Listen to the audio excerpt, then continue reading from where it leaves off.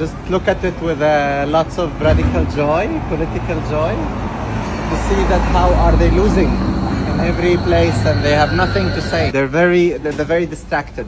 They're very lost. I'm always in joy, actually, even though this is enjoy, because I don't want them to intimidate me. I don't want them to enter me, you know? I know how solid I am standing when I look at the eyes of the judge, you know, at the eyes of the police, at the eyes of the public persecutors, you know.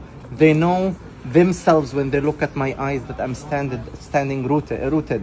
This is what I learned from my refugee camp, from my father, who have spent 18 years as a political prisoners in Israeli jails, from my mom, who have to endure so much, 5 years, you know, just without my father, because my father was in jail and was a political fighters for Palestinian rights in our refugee camps, you know, during the first intifada. So lots of people think that we free Palestine, but because we have this call, actually we are free from the inside. I walk free, you know, I walk free because I carry this cause, you know, and all Palestinians, they walk free because they know they carry those values, you know, of humanity, that they protect all our people in the global south, protects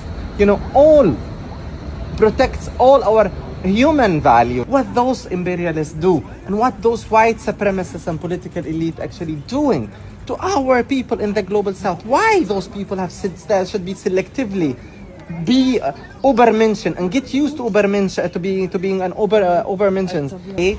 And they internally normalize it's okay to look at Palestine and to look at Congo and to look at Sudan being suffering, because it's their job as us in the globe to suffer.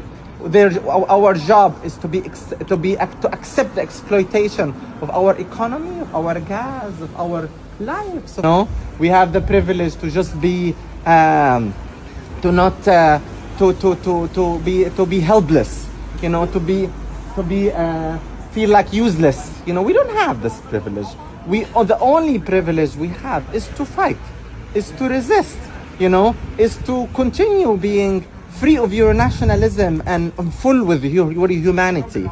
You know, that is what the Palestinians are giving us. Therefore, you know, what we shall continue doing, regardless of the case, what the case the judge would do. You saw, the judge said they want to quit me, or they wanted to quit me, you know. But what the public prosecutor said, they want to continue. They want to bring another person, because part of the bureaucratic system, you know, is to continue dragging us.